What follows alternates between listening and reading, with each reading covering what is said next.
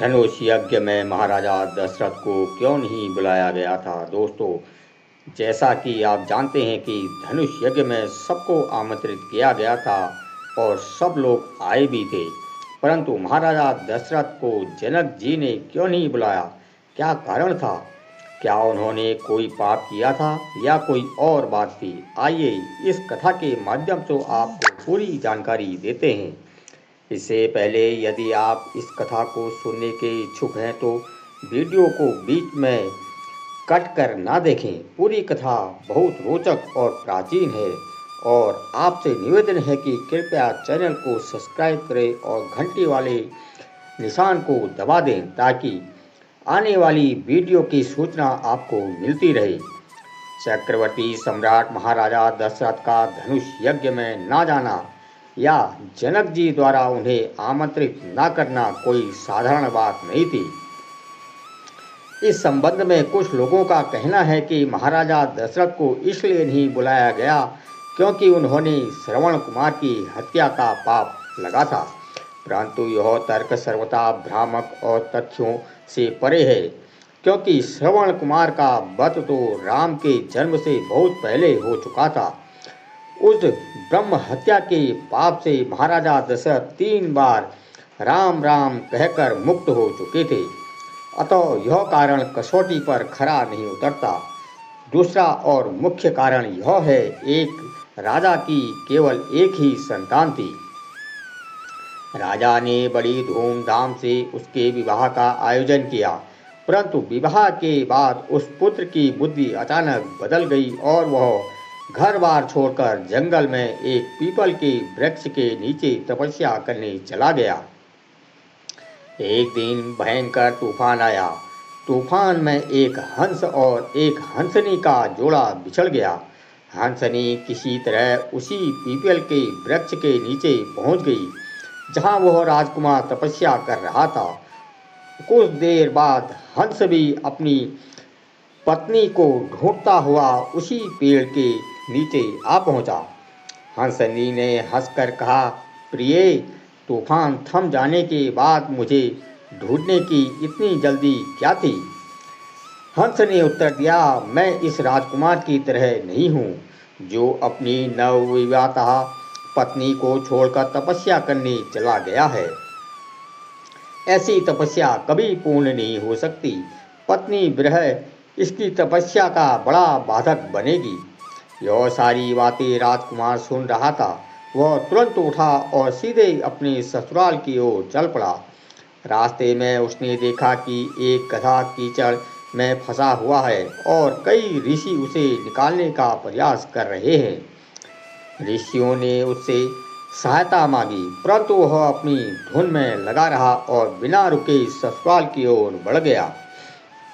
इस पर ऋषिगण क्रोधित हो गए और उन्होंने उसे श्राप दे दिया, जिसके विरह में तू यहाँ आया है और जिसकी इतनी व्यग्रता से तू जा रहा है, उसकी नज़र पड़ते ही तू गधा बन जाएगा। राजकुमार ने श्राप सुना तो था, परंतु वह चला गया।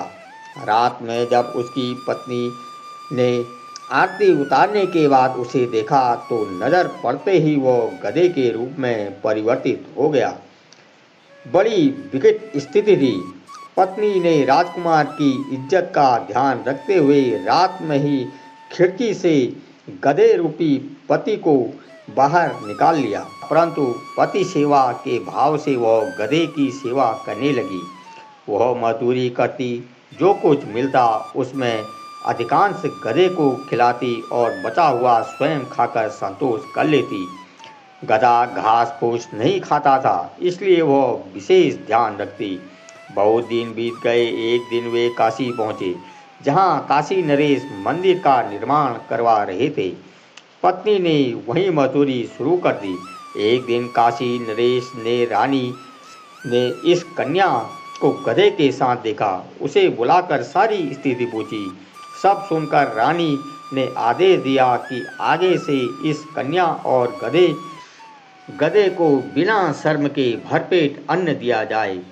शाम को जब राजा महल पहुंचे, रानी ने सारी बात बताई और निवेदन किया कि इस गधे को पुनः मनुष्य रूप में बदला जा सकता है। राजा ने विद्वान पंडितों और ज्योतिषियों को बुलाया। उन्होंने कहा कि यह व्यक्ति श्रापवश गधा बन गया है।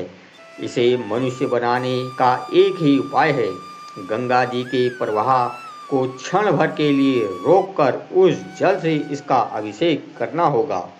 राजा ने देश विदेश से राजाओं को आमंत्रित किया कि वे गंगा के प्रवाह को रोकने का प्रयास करें। बहुत से राजा आए परंतु कोई भी सफल नहीं हुआ। इधर महाराजा दशरथ के पास पत्र पहुंचा। उन्होंने पढ़ा तो बहुत चिंतित हो गए।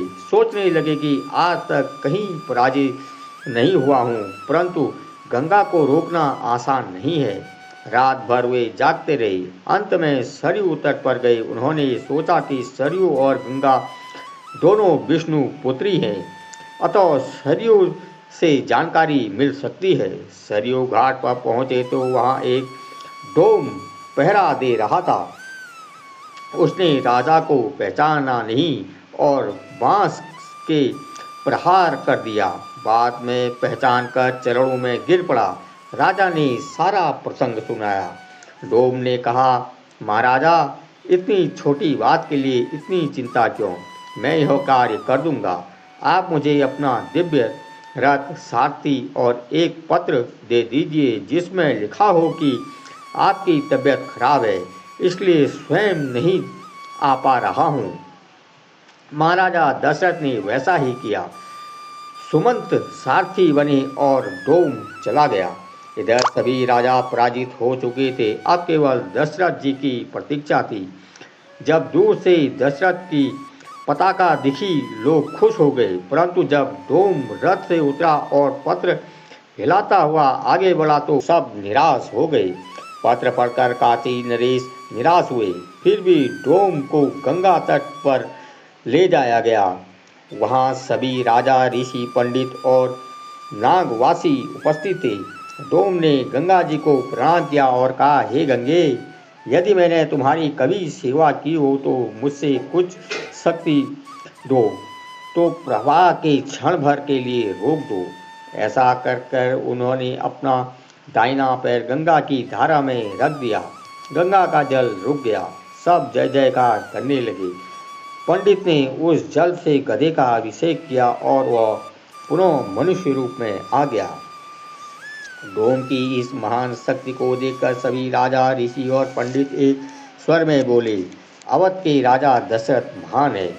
काशी नरेश ने दशरथ जी की प्रशंसा पत्र भेंट किया और कन्या को उनके पति के साथ धन धान्य देकर ससुराल भेज दिया। उल्लेखनीय है कि महाराजा जनक भी वहां उपस्थित थे। वे स्वयं असफल रहे थे। डोम द्वारा किए गए कार्य को देखकर वे सोचने लगे, यदि मैं दशरथ जी को बुला भी लूँगा तो वे स्वयं आने की जगह किसी डोम या दूत को भेज देंगे। फिर मेरी पुत्री का विवाह किसके साथ होगा? किसी डोम या दास के साथ? ऐसा मैं नहीं कर सकता। इस संदेश के कारण महाराजा जनक ने दशरथ जी को धनुष यज्ञ में या कि यों कहिए स्वयंवर में नहीं बुलाया।